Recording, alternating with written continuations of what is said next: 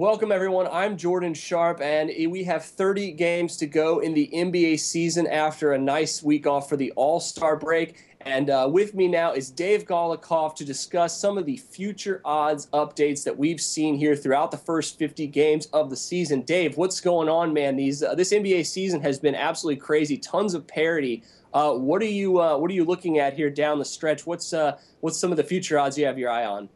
Well, I think, there's parity is at a crazy all-time high. And I think that if you're betting futures, it's kind of a double-edged sword. I think on one hand, there's good value because, I mean, heck, a lot of teams could win it. It's not like the Kobe and Shaq Lakers here. On the flip side, a lot of teams can win it. So you could end up betting futures and getting screwed with your team out in the first round. So we're kind of taking stabs here. I think this is like personal preference. You know, you're kind of like at a bordello. There's 10 girls in front of you, and you pick the one that you like, really. Hopefully some people have had that experience. But anyways, I like the Memphis Grizzlies. I know it's going to be a little bit off the board here, but Memphis, to me, you start taking a look at the teams near the top of the Western Conference. Memphis should have home court advantage for a round or two.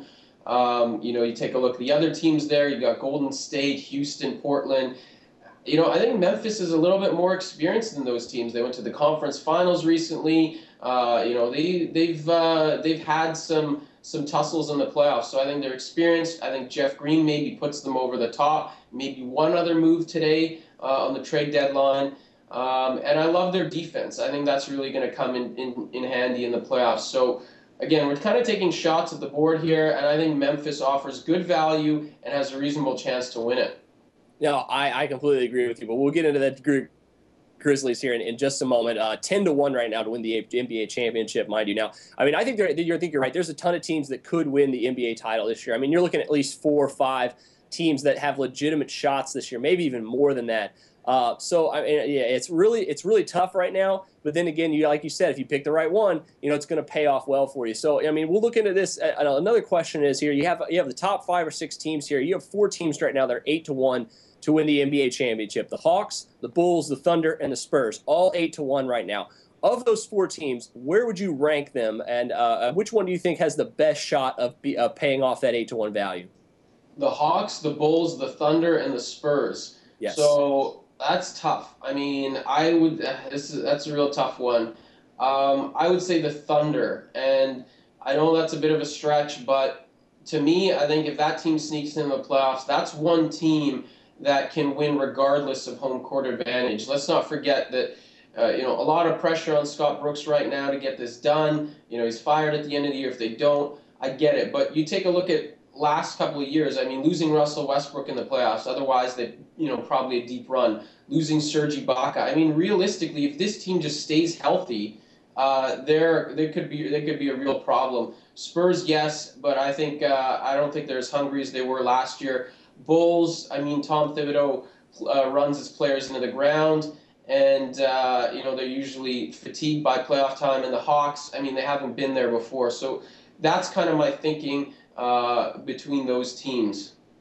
Yeah, I have to disagree just a little bit. I do like the Thunder. I think the one thing that keeps them in kind of second place for me among the 8-1 teams is just that they play in the Western Conference and they're not going to have home court advantage. Whereas a team like the Bulls, like you said, could be tired, but if they're not with this deep roster, I think the Bulls obviously have the easier path, especially if they can get that Central Division win and make Cleveland at least either avoid Cleveland until the Eastern Conference Finals, or at least have home court advantage over them in the potential second-round playoff matchup. So if that happens, I think Chicago actually has the best path to an NBA championship here at 8-1. But I agree with you, the Thunder, man, it's really hard to bet against them right now. So right now, you mentioned the Grizzlies here, and I just have to agree with you here on the Memphis Grizzlies. I mean, at the best value right now to win an NBA championship at 10-1 with the way they're playing, I think Memphis is absolutely the play. But other than, do you think there's any other team that we should be able to look for that has a really good price right now, comparable to their chances to where you handicap them at?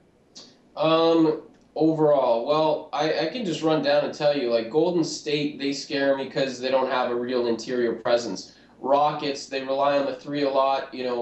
That's another team that hasn't quite gelled. I don't know whether I trust their coach in the playoffs. Portland is a team that doesn't have a ton of playoff experience. Dallas is a mess right now.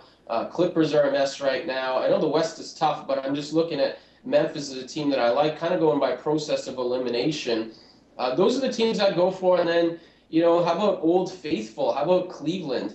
I know that it's kind of been a messy season for them, but, they might have to go through the Bulls. They can probably beat the Hawks. One thing with the Bulls I should mention to you, I'm curious to get your opinion. The Bulls, I mentioned they run their players into the ground. The other thing is their defense has really fallen off the table. Under Tom Thibodeau, never been lower than third. Where are they? They're in the teens somewhere. And that's why, of anybody else, if it's not the Grizzlies, I'm probably taking a shot with the Cavs. What do you think?